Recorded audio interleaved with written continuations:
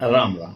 ज्योतिष करेंगे पूरे तर्क के साथ, लॉजिक के साथ समझने की कोशिश, और फिर अपनाएंगे बुजुर्गों की परंपरा के रूप में, ऋषि मुनियों के आशीर्वाद के रूप में, जिसे अपनाने से हमारे जीवन में कई तरह की मुसीबतें, कई तरह की तंगियां नहीं आती थी। भूले हैं, कष्ट में हैं, तो मैं उन्हीं ऋषि मुनियों की संतान आपको ये याद कराने की कोशिश कर रहा हूं।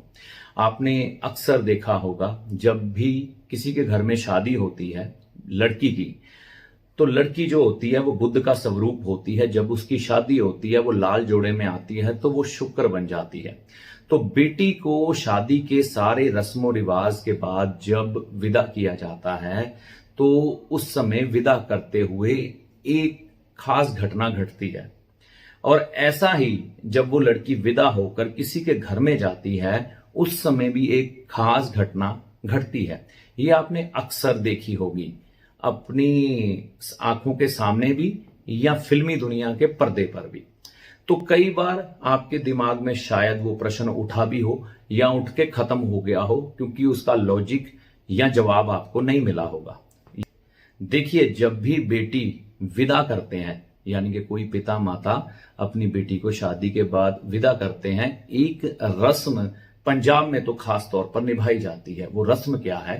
बेटी के हाथों में चावल दिए जाते हैं, अक्षत। ठीक है ना? ये चावल जो कि लक्ष्मी का स्वरूप है, क्योंकि अब बेटी बुध से शुक्र बन चुकी है, तो वो लक्ष्मी बन चुकी है। तो वो लक्ष्मी बन के जैसे ही अपने माता पिता के घर से विदा होगी, तो कहीं उसके माता पिता के घर में धन धान्य की कमी ना आ जाए। आपने अक्सर देखा होगा, कई बेटियां जब विदाई के बाद जाती हैं तो माता पिता के जीवन में धन की कमी आ जाती है, अक्सर देखते हैं। तो ये रस्म इसलिए बनाई। तो ये क्या किया जाता था, ये चावल उठा के बेटी के हाथों में रखे, और वो रोते रोते विदा भी हो रही है, भारी मन से जा भी रही है, और ऐसे करके अपने माता पिता के घर में चावल बिखेरती जा रही है। क्योंकि ये चावल ना धन धान्य का प्रतीक है, समृद्धि का प्रतीक है। चंद्रमा के भी हैं, शुक्र के भी हैं, और ये लक्ष्मी से जोड़ के देखे जाते हैं। ठीक है ना? तो इसीलिए देवताओं के पूजन में, मां लक्ष्मी के पूजन में चावल का इस्तेमाल, अक्षत का इस्तेमाल सबसे ज्यादा होता है। तो इसे माता पिता के घर में बिखेरा जाता है। अब कई लोगों को जानकारी के अभाव में हुआ क्या, अपनी बेटियों की विदाई लोग होटलों से ही करने लग पड़े। घर जाना ही नहीं, छड्डो परे, यहीं पे कर देते हैं, काम नबेड़ो। और कई पैलेसों से कर देते हैं। तो बेटियां तो घर जाती नहीं, तो माँ बाप के घर में क्या चावल बिखेरेंगी, वो पैलेस में बिखेर के चली जाती हैं। ठीक है ना? यहां कई जगह तो रस्म ही बंद हो गई। तो ये चावल बिखेरने का मतलब यही होता था कि माँ बाप के घर में कभी भी धन धान्य की कमी ना आए। अब वो विदा हो गई शुक्र का स्वरूप बन के। अब किसी की वो पत्नी बनी है और किसी की बहू, और अलग अलग रिश्ते हैं, लेकिन मोटे तौर पर वो बुध से शुक्र बनी है। शुक्र लक्ष्मी का प्रतीक माने जाते हैं। लक्ष्मी जितनी भी है वह शुक्र से जोड़ के देखी जाती है। ठीक है ना? क्योंकि शुक्र ग्रह की देवी जो है माता लक्ष्मी है। तो लक्ष्मी जैसे ही किसी घर में प्रवेश करती है, शादी के बाद पहला कदम रखती है, तो उस समय एक लोटा रखवाया जाता है भर के। मान लीजिए ये लोटा है, तो लोटे के अंदर क्या होता है, चावल भरे होते हैं। ठीक है ना? तो चावल भरे होते हैं, और जो बहू होती है लक्ष्मी का स्वरूप, अपने पैर से उस चावल को घर की चौखट के अंदर बिखेर के आगे बढ़ जाती है। ठीक है ना? आगे बढ़ जाती है, प्रवेश कर जाती है। वह क्यों किया जाता है? चावल जो धन धान्य से, मैंने फिर कहा, चंद्रमा और शुक्र से जोड़ के देखे जाते हैं, वह जब आपके घर में बिखरे कि ये जो बहू आई है लक्ष्मी का स्वरूप बन के, इसके पहले कदम के साथ ही घर में धन धान्य की इतनी बरकत हो जाए कि हमारे घर में पैसे धेले की कोई कमी ना रहे। इसलिए ये रस्म की जाती थी। ये आपको लॉजिक और तर्क मिला। अब जिन घरों में धन की तंगी है, जो लोग धन की तंगी झेल रहे हैं, उनको अपने घर में क्या करना चाहिए? ठीक है, कोई ना कोई औरत तो घर में होगी, उसको चावल कम से कम 5-10 किलो हर समय स्टोर रखने चाहिए अपने घर में।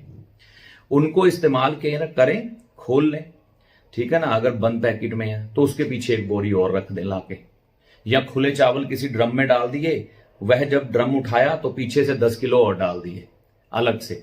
यानी कि हर समय अगर आप अपने घर में समृद्धि चाहते हैं तो ये चावल होने चाहिए, क्योंकि लोगों के घर में अब सोना चांदी तो कम हो गया, तो बचा यही लक्ष्मी का स्वरूप है, ठीक है ना। अगर किसी के पास पड़ा तो वो गिरवी डाल के बैठा है या बेचने की तैयारी में है, तो फिर धन की कमी तो आएगी, तो लक्ष्मी का स्वरूप तो कुछ बचा नहीं, ठीक है ना। तो ये चावल अपने घर में आप रखें।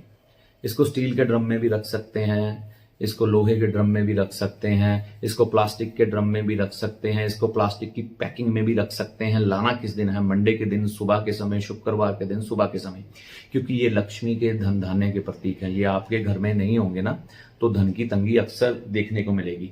देखिए, आमतौर पर मैं ऐसी पैकिंग कहता हूँ, ठीक है ना। अभी ये कंपनी का नाम नहीं मैं दिखाऊंगा आपको, लोग कहेंगे प्रमोशन करता है, ठीक है ना। तो ऐसी कोई ना कोई कंपनी हो के आप खरीद लें, ठीक है ना। जैसा कि ये भरा पड़ा है, ठीक है ना, ये 5 किलो का है, तो ऐसे 5 किलो के 2 पैकेट रख लें, या 10 किलो के 2 पैकेट रख लें। एक खोल लें, एक बंद रहने दें, ठीक है ना, जैसा आप चाहे। खुले लाने हैं तो खुले किसी ड्रम में डाल लें, आपकी अपनी खेती है तो रख लें। अब किसी के घर में औरतें नहीं है तो भैया मर्द ले आओ जाके, ठीक है ना। कुछ भी कर सकते हो, करो, धन की तंगी को दूर करेगा और लक्ष्मी का प्रतीक माने जाते हैं। लक्ष्मी का प्रवाह होगा आपके घर में, ठीक है ना। ये करना आपके लिए समृद्धिदायक रहता है, घर में सुखों की, धन की कमी नहीं आती। देखो हमारे रीति रिवाजों में किस तरह से शामिल था। आज आपको लॉजिक पता लगा कि जब बेटी विदा होती है चावल क्यों बिखेरती है, और जब घर के अंदर प्रवेश करती है तो चावल को लात क्यों मारती है, कि वो घर में समृद्धिदायक हो जाए। तो ऐसे ही हमने अपने घर में चावल रखने हैं और समृद्धि को पाना है। तो बात समझ आई तो अपनाएं और उस माता रानी का शुक्र करें, वह ही आपको सुख देगी, आराम देगी। जय माता दी।